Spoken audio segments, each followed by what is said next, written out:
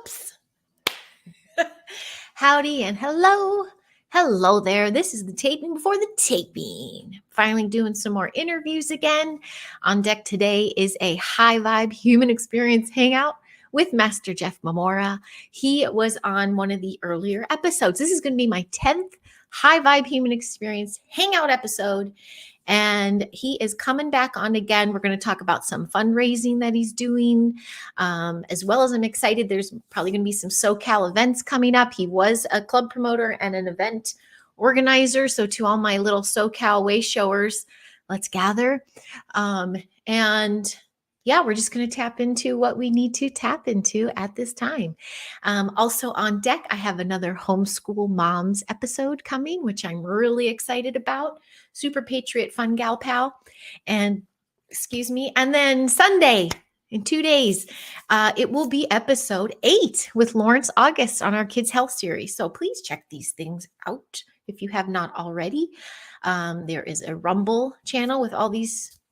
My Rumble channel has all these separate channels on it. We also do Facebook Live, YouTube, blah, blah, blah, blah. I have an issue with YouTube. My kids are underneath me on YouTube, and they do have parental controls, but they also have a million likes onto like Gotcha Life and Pokemon things. So I think I'm seriously shadow banned on YouTube, or just people don't just give 2 cents about what I have to say. On that note, last weekend I taped over like almost 40 minutes of my mental health journey. And it was, I didn't even fully listen to the retaping, but it wasn't how I wanted it to come out. I do one take wonders, and I'm like, I just don't want to re-record this. So I let it sit. But I did think it was important maybe to go through like Cliff Notes style or summary of that journey, because perhaps it can activate others, perhaps it can reach somebody or resonate, or give a different perspective. And it's also to the haters, which for some reason, that's the biggest view thing I got, is because I was talking to the haters, which there are plenty out there of mine. But one of the biggest thing is I get annoy people with my high vibes and my hopium and all things like that. And the point of sharing that mental journey was to share you have this little bit of darkness going on. And once you can get through all that muck, sometimes you become the light that which you were seeking in those dark days. And so with that being said, let me see if I can summarize anything. I guess it starts with babiness. Yeah, I don't remember a lot of my early childhood, but I do know that when I was a baby, I was max jabbed and I had an awful reaction. I had head to toe eczema. I was lying in my crib screaming without sheets or clothes or anything. It was not good. And honestly, that carried on all the way, like eczema I had cortisone all in my hands, in the crevices of your limbs. There were always reactions. It's an autoimmune issue. And only until about 2.5 years ago, when I started my parasite cleanse journey, I've never had it since. Go figure. I also figured out, once my daughter was born in 2010 and had a seizure and nobody helped me after one of her things, thinking I was doing the right thing, that if you yourself as mother have autoimmune issues or had issues as a child, you should not be doing to your children. Russian roulette, baby. It all is really, but that in particular, there are studies in place. Check it out yourself. So that kind of blows to have a baby and go be a baby and go through that kind of torture. But it did. And I don't remember a lot of other things. Then you just kind of cut to, I had a beautiful, tranquil childhood in Pacific Northwest with nature. And when we moved from that, when I was 11, we moved to the Northwest suburbs of Chicago. I kind of had some depression kicking in. I would see the school nurse daily. And now I have an audience that's a bigger reach than just the UFO community, just the truther community, just the patriot, it's a little bit of, my jobs and my lifestyle and who I am. I talk to all types of belief systems. So the general, I can talk to a couple groups and say, well, due to my abductee experiences as a child, I had a longing to go home. And we know what that means. Not many people do. So I went through a few years of depression from that and from being a contactee. So whatever that means to you. But just know I went through tween, like preteen and teen angst, and it was pretty depressive. But really, the early teens, I also really started to, I was malnutritious. Like I was not treating myself well in that sense. I did have, my mom had her own eating issues, and, they're your bottled behavior. But I also, was on my own a lot in that sense. Like no one told me not to have the huge block of cheese melted when I came home from school as an after school treat and play with it and sit this far from the TV. No one told me not to stack, a big thing of ice cream and add Doritos and chocolate chips. I just did all these things to myself. What was I doing? I was totally blowing out my dopamine and serotonin and all those things with carb binges. And I was very nutritionally unbalanced. And that is the key word during all these cliff notes: unbalanced, a chemical imbalance that goes on in your body that jacks this up. So that was going on through my teens. And then about 16, I get that license. I also had a boyfriend and became aware of what I looked like. Never mind, I was already on stage and doing, Captain of the Pom Poms and doing all these dance teams and doing these things for a while. But then I got into this situation where I became aware of what I looked like and the insecurities that come with that. So I justified everything being like, well, if what we eat is calories, I'm just going to cut my calories down to barely anything. Did not sustain the activities I was doing. Again, I was very unbalanced. That was super rocky, but I mean, I was a happy, good kid. I just look back now and I'm like, geez, that's not normal to eat like that as a child. Then you cut to go to DePaul University. I'm a freshman.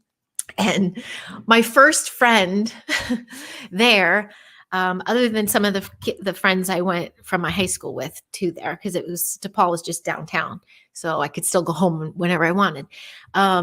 Anyway, Jill Ritchie, she'll never see this. Kid Rock's little sister.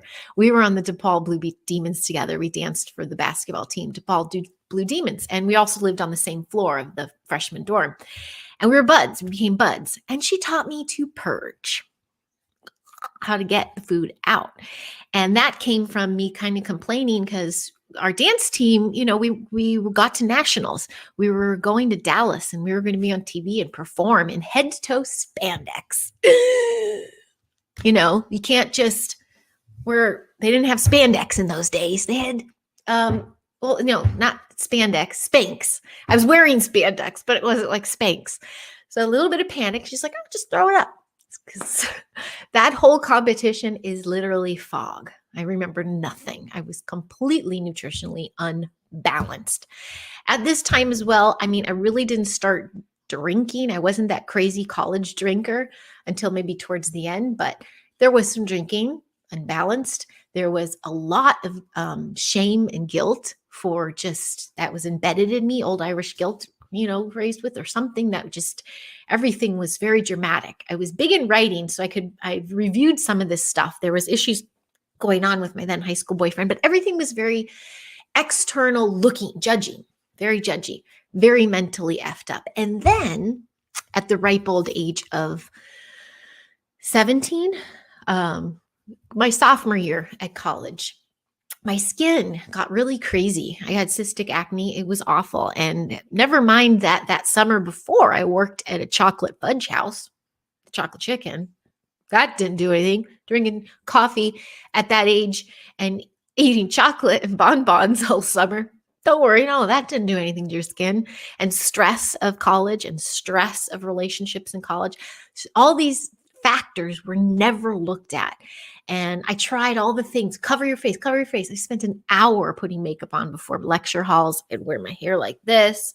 I was not well. So my mom did what she thought was best. And I became a guinea pig for a very new big pharma product that came out called Accutane. And if you look back on that shit is You can find countless suicides from it. You find people who ran planes into like one-seaters into buildings. You find people who've killed their families all on this drug. And I was a front waiver for it. So, yes, my acne it cleared up within weeks. Wow. But then this was shot. Absolutely shot. So, to think that my mental journey has anything to do with Big Pharma or the relief from it, absolutely not. They're the ones who put me in the downward spiral. So, I continued to go downward. Couldn't pay attention in school. I was failing, pretty much, failed out. And then that also led to then my junior year where I was very dark, depressed wise, but also numbing. Drinking didn't really start. I was raped. And that rape led to a sacrifice at a Moloch Institute, aka Planned Parenthood, aka I've done that vlog before and I don't feel like recreating it again, but that F's you up. And the thing about the whole situation, I didn't tell a soul. I took the L train by myself. The first appointment was with a roommate who was going to check me in and take me home or whatever. But when they said, "Oh, you're not ready. You have to come back in a few weeks." I went back by myself because I was humiliated because I was given these extra weeks to choose something else and I still didn't because of the guilt and shame that would come with being pregnant, that all these problems that I'd have to admit about the rape, there was a lot mentally effed me up. And then cut to me on a road trip with my giant in 2019 and I start seeing what unfolds with Planned Parenthood and how they sell parts. And then like a ton of effing bricks. Although I finally began to heal from it, I began to share my story and realize they made me wait so the parts were big enough to sell. After that whole experience in general, though, everything was jacked. Not only because I was keeping this dirty secret that literally I buried, like that didn't happen. It didn't happen. I'm moving on. But of course it happened and I numbed myself. So by senior year, drugs and alcohol. And that continued for a few years. And I lived double lives. I'd have this, innocent, like this lifestyle at my family. And then I'd go downtown and be somebody else. I had, tortured myself chasing dead end relationships. Holy smokes. And it just dawned on me. Yeah, today's the birthday of one of them. And he actually passed away a couple years ago.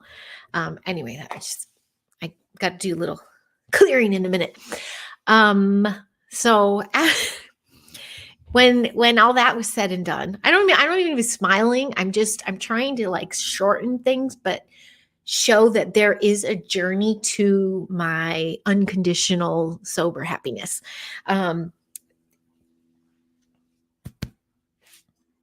Yeah. It's bringing some stuff up. Family shame, guilt, all those things. I was just dying inside, especially when I'd have to put on a happy face at family events. The bulimia was still going on. The abuse of my body was still going on. And then I took it to the next level because I was active.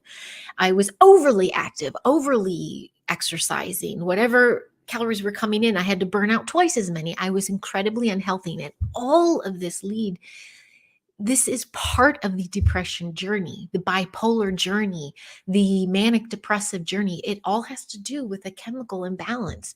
And I thought I was doing these quick fixes because the external of what my body looked like was more important than the balance inside. Like my skin, stress was never looked at. My diet was never looked at. Or the crazy manic episodes I'd have. I was nutritionally deficient. I didn't even take vitamins or supplements. And I also just was jacking myself up. And then, of course, alcohol is a depressant. The company you keep is a huge part of this as well. So when you are in the ultimate lows, sometimes you surround yourself with those kind of people as well. It helps justify being in those positions and making those choices to be in those positions. So the drugs and lifestyle, all that happened. And then there was another painful part, and he might not understand this, but my first fiance, I got myself out of the club scene and the drugs scene, and I was still championing my mission to be an actor. And when I started missing contract signing roles, like I was summoned out for a cattle call in Baywatch when that started. Like, and when I was in my early 20s, I was in my prime and I had people calling me, but I chose the parties. I chose to go dress up with my girlfriends and go chase our ex-boyfriends all over the city. Like, I chose the drama and I missed some opportunities. So then in comes stage left, guilt and shame, more guilt and shame on top of guilt and shame, which I usually just numbed out. So hence the bulimia continued. And then here's the irony. I moved out here in November 2000. That's 23 years ago. I've officially lived in Los Angeles longer than I've lived with my own family and lived anywhere else. We did jump around. It took me moving to LA to start balancing myself, moving to a place where it is nothing but judgment. But I was on my own. I had external stressors that I didn't realize were my stressors, even some family stuff that just I was on my own. Now the struggle was very real of, just getting yourself financially afloat and sustaining a big move like that I took with just a couple $100 and two film buddies, but we made it work. And it's really an exciting story. Some of my favorite journals are my journals from when I first got here and what I went through with my own blossoming and unfolding. I also was still nutritionally imbalanced because I was relying on pennies, and I was drinking. I was drinking a lot still, but I was very committed to my craft. So I did not subscribe to, I was committed to my craft. So the imbalance went from still pleasing others, but I was on my own mission. So things were looking up. I have to dive into this big thing because of everything I've even kind of already said already, how nutritionally unbalanced I was and the choices I made to abuse my body. Everything's abuse, by the way. When it comes to depression, it's a form of self-abuse. The root causes to these spells of mania or the pendulum that goes back and forth, if there's a root cause. So being able to take the time and surrender and go to those past moments and heal them, like in 2019 when I put the two and two together of Planned Parenthood and stuff, I healed an old part of me that I didn't even know was eating me alive. And when you can get rid of some of those moments, you get lighter and you're kind of, it gets a little easier to swim through the muck, basically. And almost like some of those 12-step programs and stuff, you start apologizing to people, but mostly yourself. You start forgiving yourself, you start apologizing. But I'd have to say it was once I had kids that I had a grip. Oh no, I shouldn't say that because the very beginning was awful.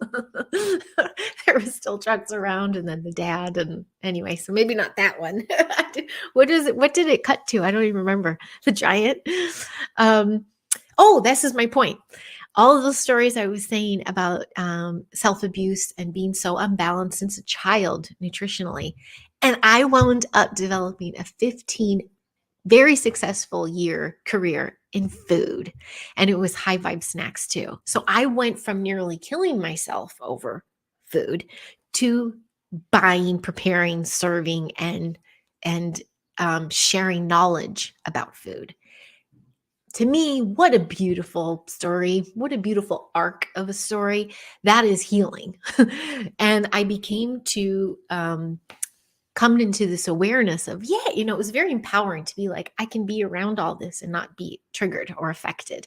And it made me get that much even into it. It was amazing. Talk about pulling up your bootstraps like harder and harder every time.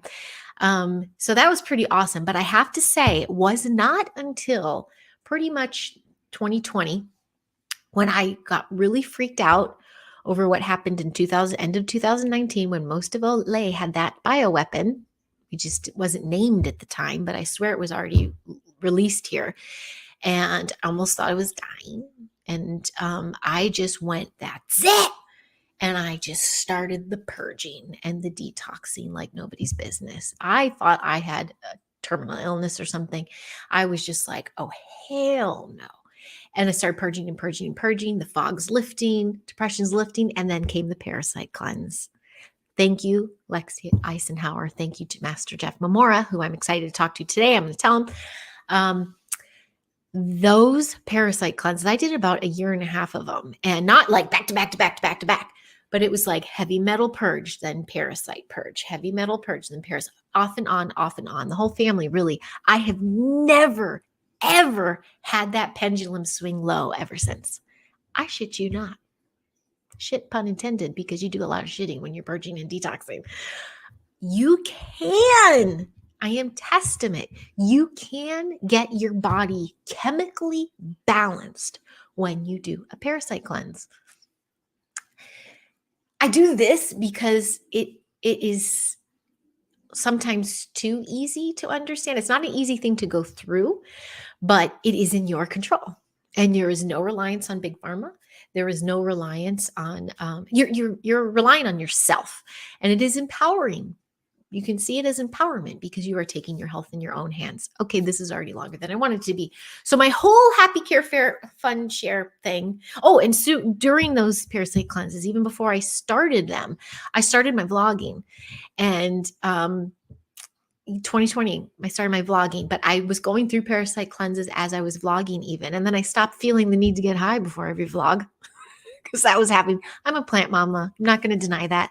It comes from the straight source. That is my balance, especially PMS. I just don't check out anymore, and I don't escape anymore. And I don't even get it anymore. My good buddy Jazz Julie passed away, but I only smoked hers for years because it's the cleanest, purest thing out there. And she passed away. So my giant gets me some now because he doesn't even drink. He's never had in his whole life. A couple drinks, but nothing. He's never done any. His brain is squishy and perfect. But he's like, yeah, sometimes how do you need this, I think. And it's not the pendulum that gets me. It's just PMS and feisties and probably premenopausal, really. And plant medicine helps. The cleanest, purest one. I am one of those that did not advocate for LA to become legal years ago because I knew the product would be tampered with and effed with, and it has been. And some of the products and the what's called the equipment, the things that they use for them are programmed and really not in your best interest. So please be mindful if you do subscribe as well to the plant medicine lifestyle, that you are in control of the product. Anything that becomes a product of the state is meant to control you, in my opinion. Anyway, my part, and maybe this isn't so dramatic like my first video, but throughout that journey I had a double lifestyle because I was still in the public. I was in the public eye based on my career choices and my, what I was doing, going out dancing, hanging out and everything. I was social. But then this pain body that just crippled me and near killed me a few times. And also getting myself, when I'd be in those lulls, like I would even go to clubs by myself. I had been in situations before where I was not supposed to be out of them. That was divine intervention. But again, there's only a small audience that would understand this. But I have these stories that literally I was like, thank you. Thank you to my team, to my higher self, past, present, and future self for getting me out of those moments, because you get feasted on when your pendulum is jacked and your chemical imbalance is jacked. You are feasted on by dark entities, by the louche buffet. You become a cog in the system of the dark. And the only way to get out of that is pull your bootstraps up, choose empowerment, and get your ass detoxed and parasite cleansed. To me, it's all a fucking parasite, all of it. Check out Ricky Lake's biohacking if you'd like more information. So that's my mini care share of my clip notes. Believe it or not, that was a mini one.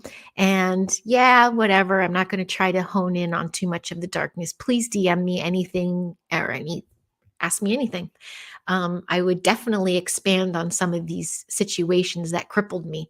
I mean, a near 15-year eating issue and then a 15-year successful food issue. I mean, I love that. And I love to be able to tell my kids that I've gone through things the hard way so that now I can teach as they're young and growing the how empowering it is to keep your body in check, keep your body balanced, keep it chemically balanced. During that detox time and the year before I even detoxed, I finally didn't, even though I had it on my food service table all the time, like herbal medicines, everything, I finally put into practice B vitamins, magnesium, things that were helping regulate. They're there to help regulate you. Most of our bipolar craziness is a chemical imbalance, but it also is your vital nutrients are jacked. So again, something that you can be in control of. So is this all a happy ending? I don't know. You tell me. But I feel lucky and I'm happy. And even things that are meant to cripple me, like friends who, when I say, I want to play, hey, can I come play? They're like, I can't believe you did that to me. And then they drop me. That could have spiraled me into the deepest depression, but it made me so flippin' much stronger. So thank you for that, sister, that I am now on my own missions. And I love it. And that just took a turn and it didn't mean to be. So on that note, I can't wait to share another care share because I wound up being lead teacher for a few days at the Learning Center. So I'm really excited to share that because even with emotions like that, being in charge of children, my pendulum is here. I have not had the crazy swings. Now the giant might say otherwise, but he's my safe space. So I can regenerate around him and he does not judge me. So to the haters of the high vibe hopiums and things, I got to the high vibe hopium place because I checked my chemical imbalances and I owned my shit, which was I was abusing myself with food and drugs and alcohol and the wrong people and shame and guilt and all the low frequencies in that low frequency chart. I was living them. But at the same time, I'm good. I'm fine. I got this. I kept moving forward. So what may look like a two-faced thing was actually me trekking through the dark shit to come out the other side. I was still moving forward. I did not get lost and stuck in there. Otherwise, I wouldn't be here. So many random thoughts. Who knows if this will even get shared? It's already hit the long time I didn't want it to. So, okay. That's it. Smell you later. Happy birthday to that one ex who nearly ended me, but I'm still here.